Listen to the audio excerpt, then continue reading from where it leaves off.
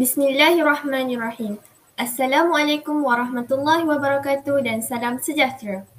Alhamdulillah, segala puji kehadrat Allah kerana dengan limpah kurnia dan izinnya dapatlah kita bertemu pada hari ini dalam forum pendidikan Islam bersama saya, Nurul Darwisyah binti Muda sebagai moderator pada pagi ini untuk membincangkan berkenaan dengan satu isu yang amat penting kepada umat Islam pada masa kini. Hadirin yang dirahmati Allah sekalian, sejak akhir-akhir ini, kita sering mendengar tentang isu keruntuhan akidah dalam masyarakat, bukan sahaja di Malaysia, malah di seluruh dunia. Hal ini berlaku kerana munculnya fahaman-fahaman songsang seperti fahaman liberalisme, sekularisme dan pluralisme yang kononnya memberi kemudahan kepada manusia. Namun, ternyata amat bertentangan dengan ajaran Islam dan telah menggugat keimanan dan kepercayaan umat Islam. Sesuai dengan tajuk forum kita pada hari ini iaitu cabaran akidah semasa, ayuh bersama saya menelusuri topik yang akan kita bincangkan sebentar lagi bagi membuka minda dan hati kita semua. Sebelum saya memulakan forum kita pada hari ini, tidak molek rasanya jika saya tidak memperkenalkan barisan ahli panel kita yang berdedikasi lagi bijaksana yang akan merungkaikan segala persoalan berkaitan dengan topik yang akan kita kupas sebentar lagi.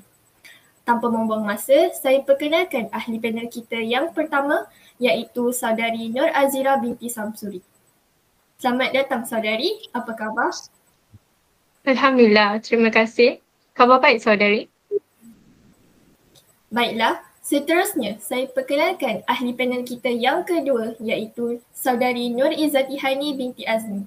Selamat datang saudari, apa khabar? Alhamdulillah, baik-baik saja. Terima kasih kerana sudi menjemput saya. Lantun melantun kian kemari, susah terima bungkam melanda. Pantun memantun kita di sini, akidah utama dalam agama.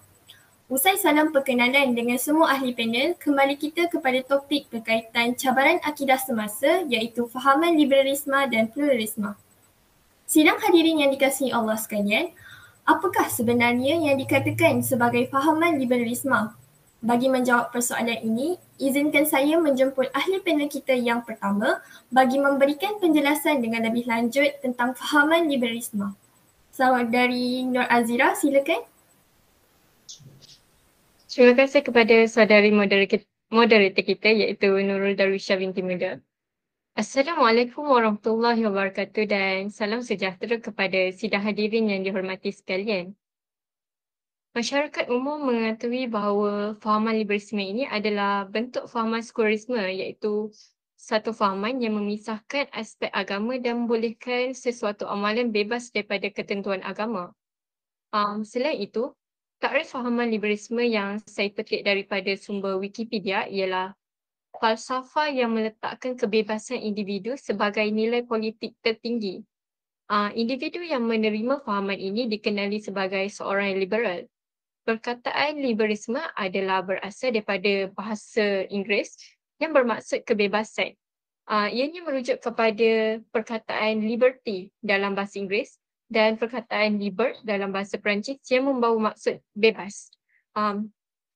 Di samping itu, menurut pandangan Islam daripada Syekh Sulaiman Al-Khirazi, menyatakan bahawa liberalisme ini merupakan fahaman yang mementingkan kebebasan individu. Untuk pengetahuan hadirin sekalian, liberalisme ini terbahagi pada 3 asas utama iaitu kebebasan, individualisme dan rasionalis.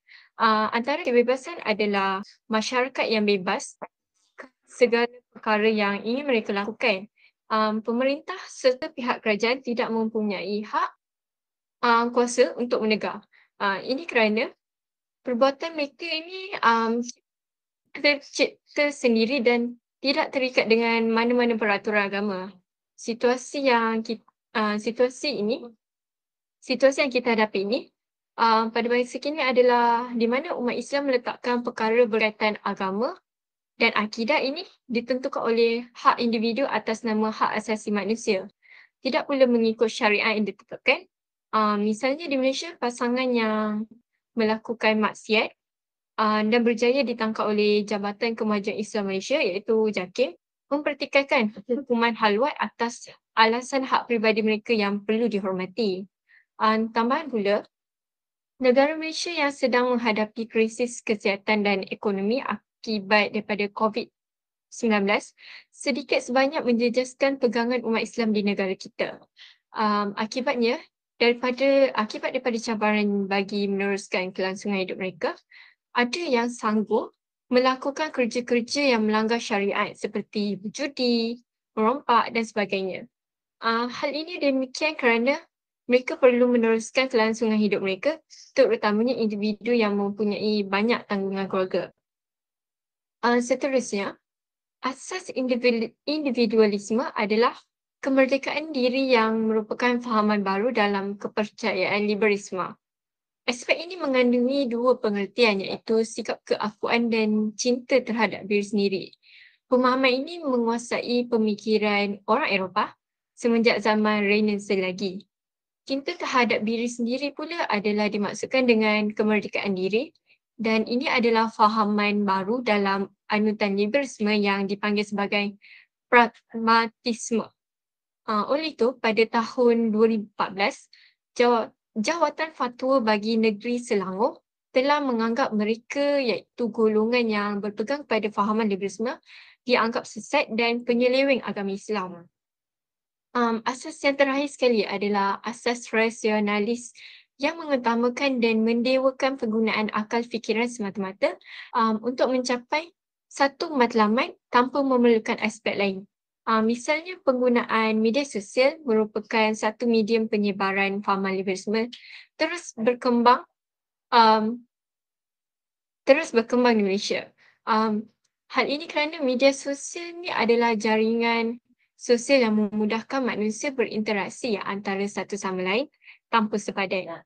Oleh hal yang demikian menyebabkan mereka ni mudah untuk menyebarkan kandungan media tanpa memerlukan sumber rujukan yang sahih dengan hanya menggunakan logik akal fikiran mereka sahaja. Fahaman liberalisme ini lebih mengutamakan pemikiran logik akal semata berbanding Al-Quran dan hadis yang menyebabkan keraguan dalam kalangan umat Islam sendiri akibat penyelewengan fakta dan ajaran Islam yang sebenar, terutamanya yang berlaku di Malaysia. Oleh itu, pada tahun 2014 sehingga tahun 2019, Jabatan Agama Islam Selangor iaitu JAIS melaksanakan sebanyak 582 aktiviti yang melibatkan sesi penjelasan, seminar, konvensyen, risikan dan siasatan. Untuk pengetahuan hadirin yang dihormati sekalian, di Malaysia, gerakan liberal ini tidak mempunyai kumpulan khas yang menggunakan nama Islam liberal, tetapi ianya dilakukan oleh individu yang memperjuangkan demokrasi, fahaman persamaan semua agama, fahaman persamaan hak antara wanita dan lelaki iaitu feminisme. Usaha ini dilakukan melalui tulisan-tulisan dalam akhbar atau menerbitkan buku-buku yang menyokong fahaman liberalisme. Contohnya, Sister in Islam adalah kumpulan yang menyarankan persamaan hak antara wanita dan lelaki di samping mempromosikan demokrasi dan kebebasan. Misi gerakan Sister in Islam adalah untuk memahami ajaran Islam berasaskan kesamaan hak, keadilan, kebebasan dan demokrasi. Menurut buku Sister in Islam, ada menyatakan bahawa misi kami adalah untuk mempromosikan kesedaran yang sebenar dalam prinsip dalam Islam. Prinsip ini adalah untuk mengabadikan konsep kesamaan antara perempuan dan lelaki dan berusaha ke arah mencipta masyarakat yang menegakkan prinsip kesamaan, keadilan, kebebasan dan maruah Islam dalam negara demokrasi. Rentetan daripada itu, penerbitan buku dan media sosial turut dipantau untuk mengelakkan fahaman liberalisme ini terus berleluasa dalam kalangan masyarakat umat Islam di Malaysia. Justru itu, penghukuman rank Undang-Undang Mahkamah Syariah iaitu bidang kuasa jenayah dalam pindaan 2016 dititik beratkan. Hukuman yang berjaya dibentangkan di Parlimen ialah penjara maksimum sebanyak 3 tahun kepada penjara 30 tahun, denda tidak melebihi RM5,000 kepada denda maksimum RM100,000 dan sebatan maksimum 6 kali kepada sebatan tidak melebihi 100 kali. Antara fahaman Liberalisme yang utama ialah setiap individu mempunyai hak yang sama taraf dari aspek politik, pendidikan, hukuman dan sosial serta ekonomi. Selain itu, pemerintahan adalah pegangan bersama. Sesebuah negara yang mengamalkan liberalisme kebiasaannya mengamalkan sistem demokrasi, iaitu segala keputusan pemerintah perlu mendapatkan persetujuan rakyatnya terlebih dahulu. Oleh hal yang demikian, rakyat mempunyai hak untuk menghantar wakil dari kalangan mereka dalam persidangan ahli Dewan Rakyat. Sekiranya pemerintah berani membuat keputusan tanpa persetujuan rakyat, maka rakyat boleh menjatuhkan pemerintah mereka sendiri. Okey, secara keseluruhannya fahaman liberalisme ini adalah pemikiran asing yang cuba masuk dalam aliran pemikiran Islam. Pemikiran ini menafikan wujudnya golongan hubungan antara agama Islam dengan kehidupan. Golongan ini menganggap agama sebagai rantai yang mengikat kebebasan sehingga ia perlu dibuang. Berdasarkan kepada fakta dan kefahaman golongan ini, jelaslah kumpulan liberalisme ini adalah hanya sebahagian kumpulan fahaman sekularisme yang dibangunkan di atas sikap berpaling daripada syariat Allah SWT sebenar. Kufur kepada ajaran dan petunjuk Allah SWT dan Rasulnya serta menghalang manusia lain mengikut syariat Allah SWT yang sebenar. Menurut firman Allah menerusi Al-Quran dan surah Al-Ma'idah ayat 2 bermaksud, dan hendaklah kamu bertolong-tolongan untuk membuat kebajikan dan bertakwa, dan janganlah kamu bertolong-tolongan pada melakukan dosa iaitu maksiat dan pencerobohan. Dan bertakwalah kepada Allah kerana sesungguhnya Allah Maha berat azab siksanya bagi sesiapa yang melanggar perintahnya. Sekian sahaja hujah daripada saya. Oleh itu saya akhiri hujah saya dengan serangkap pantun iaitu anak ayam turunnya 5, mati seekor tinggal 4. Kita hidup mestilah beragama supaya hidup tidaklah sesat. Saya serahkan kepada moderator kita. Terima kasih. Terima kasih kepada panel kita yang pertama atas lontaran konsep liberalisme yang utuh lagi berisi. Demikian tadi penerangan tentang fahaman liberalisme yang pada pandangan saya merupakan penjelasan yang terperinci dan menarik. Seterusnya, saya mohon pencerahan dari ahli panel kita yang kedua iaitu Saudari Nur Izzati Hani tentang persoalan apakah pula yang dimaksudkan dengan fahaman pluralisme. Silakan.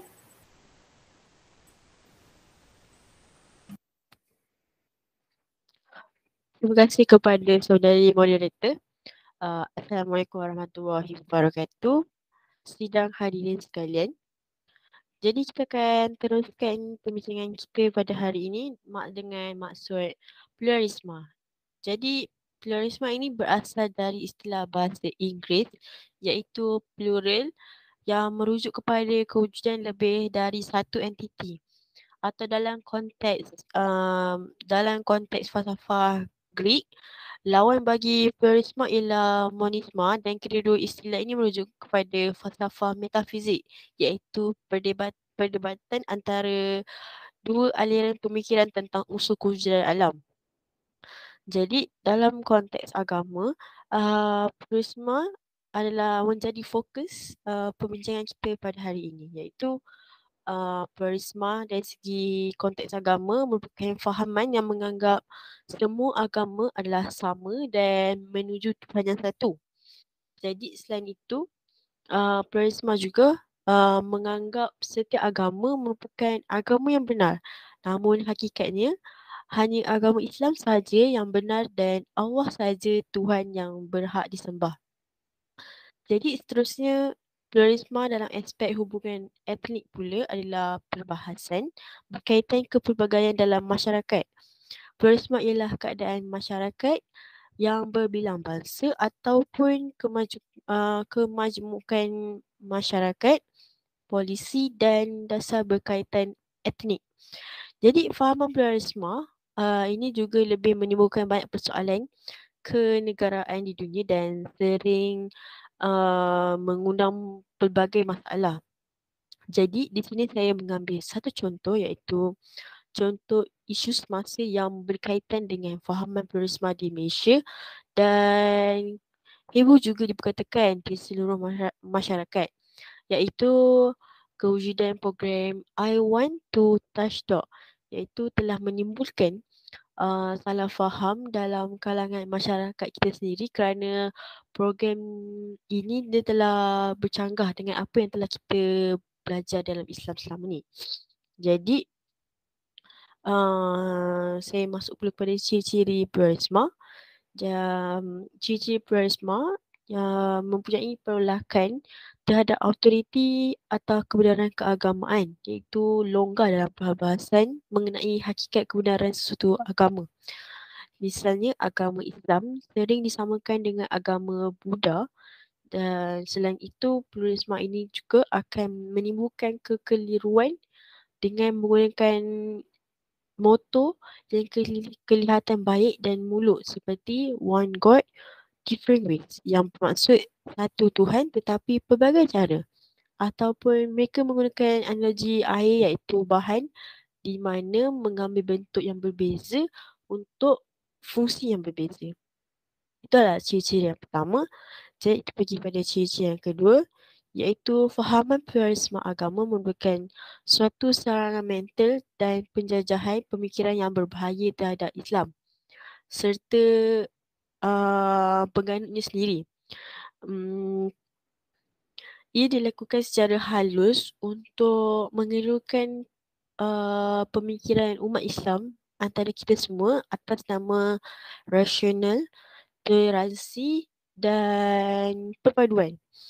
Okey, jadi hal yang demikian sebagai umat Islam, kita perlu berhati-hati, berwaspada dan sentiasa ada rasa was-was dengan gerakan fahaman pluralisme agama ini. Jadi ciri-ciri yang terakhir saya akan diperkatakan ialah fahaman pluralisme ini terdapat metodologi yang mereka gunakan iaitu relativisme. Apa itu relativisme? Ini adalah cara tertentu untuk memahami realiti dan pengetahuan kehidupan kita. Jadi dalam arti kata lain,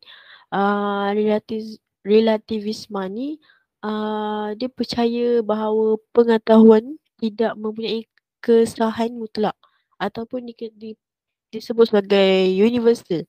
Maksudnya adalah menyeluruh. Dan ia menyatakan bahawa kebenaran adalah relatif dan di mana yang bertujuan kononnya memberi kebebasan yang mutlak dalam mengeluarkan pendapat dalam agama masing-masing. Jika kebenaran adalah relatif, maka agama juga bermakna bukanlah suatu yang benar dan tidak mutlak. Jadi sebelum saya habiskan hujah saya pada hari ini, saya ingin memberi satu lagi contoh mengenai pluralisme untuk membuka mata kita semua. Jadi perkara ini juga terjadi di Malaysia iaitu di Shah Alam, iaitu aktiviti penyebaran fahaman pluralisme agama ataupun penerimaan agama-agama yang pelbagai kini dikesan kembali aktif mula dekat negara kita ni. Jadi hasil penyelidikan daripada unit kajian dan pembangunan multiracial reverted Muslim iaitu MRM, didapati kini terdapat tidak kurang daripada 40 ajaran agama baharu dan kultus dari luar negara yang telah bertapak di Malaysia. Jadi seperti yang kita tahu, pendakwah bebas iaitu Ustaz Firdaus Wong Wai Fung berkata, berdasarkan kajian tersebut, kumpulan-kumpulan ajaran agama itu telah menubuhkan persatuan dan bergerak melalui pertubuhan bukan kerajaan iaitu NGO, kebajikan di samping juga dia menyebarkan juga fahaman mereka. Jadi di sini saya akan tamatkan saya punya hujah dengan serangkap pantun. Ambil Al-Quran dan ambil hadis, firman Allah dan sabda Rasul. Ambil pelajaran, ambil bertulis. Bertemanlah, nescaya tak tersasul. Itu sahaja daripada saya. Terima kasih. Terima kasih kepada ahli panel kita yang kedua atas hujah yang jelas berkaitan dengan fahaman pluralisme. Sekarang, sudah terang lagi bersuluh betapa bahayanya fahaman liberalisme dan pluralisme terhadap masyarakat moden pada hari ini. Setiap yang berlaku pasti ada puncanya. Kalau tidak ada angin, masakan pokok bergoyang. Oleh itu, saya ingin mengajukan soalan yang seterusnya kepada ahli panel kita yang pertama, saudari. Apakah faktor-faktor fahaman liberalisme dan pluralisme? Benar sekali kata saudari moderator kita. Baiklah, bagi menjawab persoalan daripada moderator kita, antara faktor utama penyebaran fahaman liberalisme dan pluralisme adalah disebabkan oleh pengaruh tokoh atau pemimpin yang berfahaman liberalisme. Hal ini demikian kerana ramai cendekiawan mula menerima fahaman liberalisme atau pluralisme dalam kehidupan mereka, menyebabkan masyarakat marhaen yang mengidolakan mereka turut mengikut jejak langkah mereka. Okey. Yang kedua, selain itu penyebaran fahaman ini juga berlaku disebabkan wujudnya buku-buku penulisan mengenai liberalisme dan pluralisme yang menyebabkan pembacanya akan tertarik untuk mengamalkan fahaman tersebut. Seterusnya, penyebaran fahaman ini juga adalah disebabkan oleh pengaruh media sosial seperti yang saya katakan pada awal hujah saya. Oleh hal yang demikian, kerana penggunaan media sosial ini tanpa sebenarnya mudah untuk memperoleh pelbagai maklumat tentang fahaman tersebut. Akhir sekali, faktor yang paling nyata berkaitan penyebaran fahaman liberalisme dan pluralisme dalam kalangan umat Islam adalah disebabkan kurangnya ilmu pengetahuan tentang agama yang menyebabkan seseorang individu itu tidak dapat membezakan perkara yang hak dan yang batil mengikut ajaran Islam. Itu saja daripada saya. Saya serahkan kepada moderator kita. Terima kasih sekali lagi saudari. Wah, begitu hebat penerangan yang disampaikan oleh panel kita yang pertama sebentar tadi. Saya yakin bahawa pengaruh dan penyebaran fahaman yang songsang ini semakin sukar untuk dibendung, terutamanya dalam kalangan anak muda yang sedia maklum jiwa mereka sangat suka untuk mencuba perkara-perkara baru. Namun begitu, setiap penyakit pasti ada ubatnya, setiap masalah pasti ada penyelesaiannya. Justru itu, saya ingin bertanyakan persoalan yang seterusnya kepada ahli panel kita yang kedua. Apakah cara mengatasi fahaman liberalisme dan pluralisme? Jadi soalan menarik daripada moderator kita pada hari ini, dan saya juga setuju kepada kenyataan yang menyatakan remaja pada hari ini ataupun semasa kita remaja, kita lebih gemar untuk cuba sesuatu benda yang baru. Jadi untuk mengenangani masalah ini, cara untuk mengenani atau mengatasi fahaman liberalisme dan pluralisme adalah melalui penghayatan akidah dalam diri. Ataupun sebagai contoh, kita perlulah mendalami ilmu agama dengan orang yang lebih arif tentang agama Islam agar tidak mudah terpedaya dengan daya fahaman liberalisme dan pluralisme. Sebab kita juga tak semestinya tahu sama ada guru yang kita belajar itu merupakan guru yang betul ataupun orang yang hanya memberi kenyataan dengan menggunakan akal, tidak membaca melalui Al-Quran ataupun sunnah.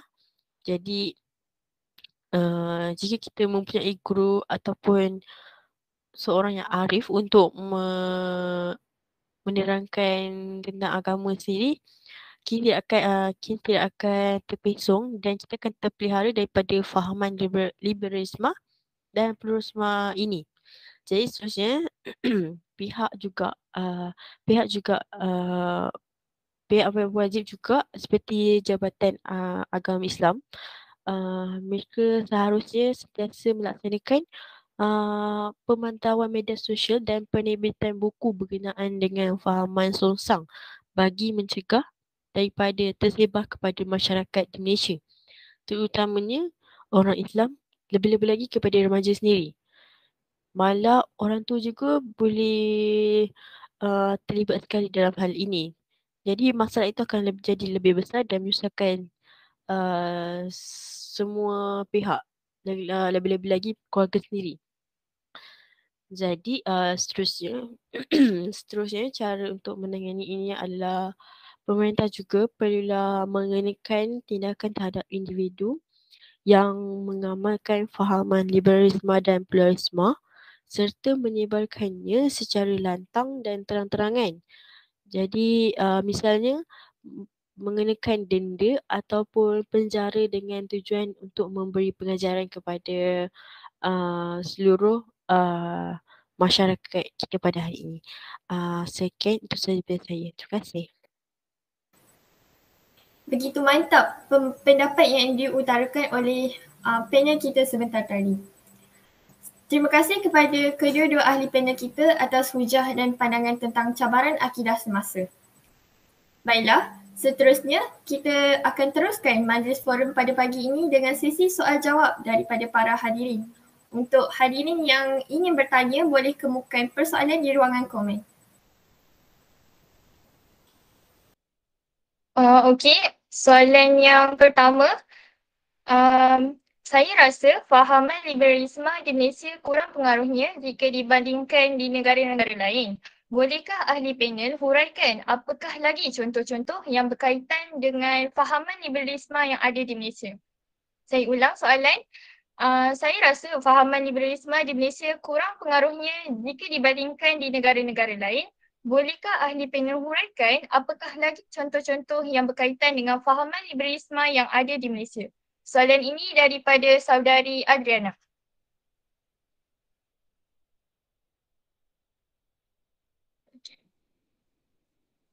Baiklah, terima kasih kepada saudari moderator kita. Saya akan menjawab persoalan ini daripada saudari Adriana. Banyak sebenarnya yang boleh kita lihat di sekeliling kita sendiri bahawa putik-putik fahaman liberalisme ini mula berkembang dalam kalangan masyarakat kita pada hari ini. Agama dilihat sebagai hak peribadi dan orang lain tidak boleh menentukannya. Konsep baik dan buruk dinilai berdasarkan perspektif individu dan perspektif kemasyarakatan tidak lagi menjadi teras pegangan. Melalui pemahaman itulah kita dapat kata-kata yang sengaja diadakan bagi menghalalkan apa yang dilakukan. Misalnya, kita biasa dihidangkan dengan ungkapan aurat tidak perlu ditutup. Yang penting iman wujud di dalam hati. Orang berzina tidak boleh dihukum kerana kerelaan hati pasangan. Duduk serumah tanpa ikatan perkahwinan tidak salah selagi tidak berlaku penzinaan. Prinsip ini berkembang dan menjadi budaya masyarakat Malaysia. Walaupun prinsip Islam liberal diharamkan secara jelas, namun nilai-nilainya semakin berkembang dalam kalangan masyarakat Islam. Berdasarkan perkembangan dan pertembungan budaya melalui pendidikan, proses sosial dan teknologi maklumat, fahaman liberal dalam masyarakat semakin mengambil tempat. Keluarga yang mempunyai kawalan mutlak terhadap kebebasan anak-anak mula terhakis apabila merasakan anak-anak perlu diberikan kebebasan. Selain itu, anak yang berkerjaya semakin jarang bersama keluarga. Misalnya, atas desakan kesibukan kerja. Inilah namanya kebebasan dan akhirnya kebebasan itu menjerat kebebasan orang lain. Harga sesebuah kebebasan itu menjadi terlalu mahal dan ada kalanya melanggar kebebasan orang lain. Prinsip liberalisme ini turut berkembang dalam pemikiran umat Islam sehingga akhirnya pegangan tradisi tentang agama akan berubah. Walaupun perkembangan Islam liberal di Malaysia semakin terkawal dan tidaklah sehebat di Indonesia sehingga membentuk pertubuhan dan organisasi mereka sendiri. Itulah sahaja hujah daripada saya. Harap dapat menjawab soalan saudari Adriana.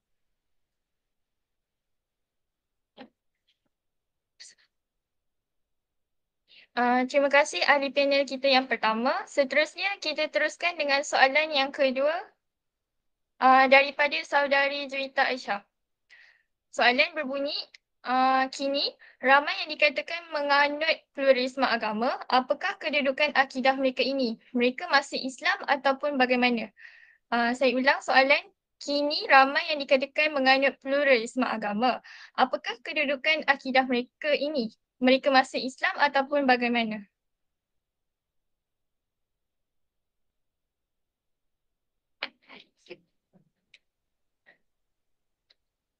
Jadi saya akan menjawab soalan daripada Juwita Aisyah. Okey, baiklah. Perkara pertama yang kita perlu tahu ialah adakah pluralisme agama ini kufur ataupun tidak. Sebenarnya ini tidak dapat dijawab melainkan kita terlebih dahulu jelas apakah seseorang itu faham tentang pluralisme agama dan ada beberapa asas yang mesti difahami. Jika seseorang itu memahami pluralisme itu, menganggap semua agama itu sama, nilai di sisi Tuhan, kebenaran itu dikongsi secara bersama ataupun secara relatif, maka itu pastinya bertentangan dengan akidah Islam dan membawa kepada kekufuran. Ini bererti fahaman pluralisme ini menyamai kefahaman relativisme. Namun, jika beliau menganggap bahawa pluralisme ini bererti mengiktiraf kepelbagaian agama, cuba memahami lebih mendalam antara satu sama lain dan bersikap tolak ansur tanpa menggadaikan prinsip akidah Islam, terutamanya hanya Islam sebagai agama yang diterima di sisi Allah SWT pada masa ini, maka itu tidak membawa kepada kekufuran. Jadi, di sini bererti kefahaman pluralisme ini tidak sama dengan relativisme yang menganggap kebenaran adalah sesuatu yang relatif. Jadi apa yang penting bukan istilah-istilah ini tetapi kepercayaan antara akidah seseorang Muslim, iaitu berkaitan dengan hal-hal pluralisme ini. Jadi jika beliau percaya semua agama adalah berkongsi kebenaran yang sama ataupun kebenaran itu sesuatu yang subjektif, boleh dilihat pada sudut yang berbeza ataupun boleh ataupun seperti yang saya kata itu, maka pluralisme itu adalah benar-benar kufur. Jika dia menganggap hanya Islam sahaja agama wahyu yang diiktiraf oleh Allah Subhanahu Wa Taala, namun kepelbagaian agama adalah sesuatu yang tidak dapat dielakkan. Manusia mesti belajar memahami antara satu sama lain, berbincang dengan cara yang baik, sudi untuk berdialog dan menilai sikap dan tindakan. Maka ini tidak akan kufur. Jadi, sebagai seorang Muslim, wajiblah kita beriktikad bahawa hanya Islam yang diterima di sisi Allah Subhanahu Wa Taala. Islam itu agama Nabi Muhammad sallallahu alaihi wasallam dan seluruh para nabi sebelum baginda. Jadi berikut merupakan yang telah dibaca dari surah Al-Imran ayat 85. Maka Muslim tidak percaya semua agama sama di sisi Allah di sudut kebenaran dan wahyu. Ini adalah soal akidah seseorang. Namun bukanlah bererti Islam ini akan membezakan manusia di sudut keadilan dan hak kemanusiaan. Islam juga mengiktiraf kewujudan agama lain dan hak mereka untuk berpegang dengan apa yang mereka yakin. Maka Islam menegaskan dalam surah Al-Baqarah ayat 256, tiada paksaan dalam agama Islam kerana sesungguhnya telah nyata kebenaran Islam dari kesesatan iaitu kufur. Itu sahaja daripada saya. Sekian, terima kasih. Dijemput moderator. Baiklah. Dapat disimpulkan bahawa penyelewengan akidah adalah perbuatan yang berat dan akan mendapat balasan di akhirat kelak. Kita seharusnya memperbaiki kualiti agama dalam diri agar tidak terpedaya dengan fahaman-fahaman yang jauh dari landasan agama Islam. Firman Allah dalam surah Ali Imran ayat ke-19 yang bermaksud, sesungguhnya agama yang benar dan diredai di sisi Allah ialah Islam. Hadirin yang dirahmati Allah sekalian, sebelum mengakhiri bicara forum kita pada hari ini, terimalah serangkap pantun yang berbunyi, tuai padi antara masak, esok jangan layu-layuan. Intailah kami antara nampak, esok jangan rindu-rinduan. Sekian sahaja untuk forum pada kali ini. Andai ada terkasar bahasa, tersilap bicara, mohon dimaafkan. Sesungguhnya yang baik itu datangnya dari Yang Maha Pencipta dan yang kurang eloknya itu datang dari kesilapan diri kami sendiri. Wallahu a'lam. Saya akhiri forum pada hari ini dengan lafaz wabillahi taufiq wa hidayah. Wassalamualaikum warahmatullahi wabarakatuh.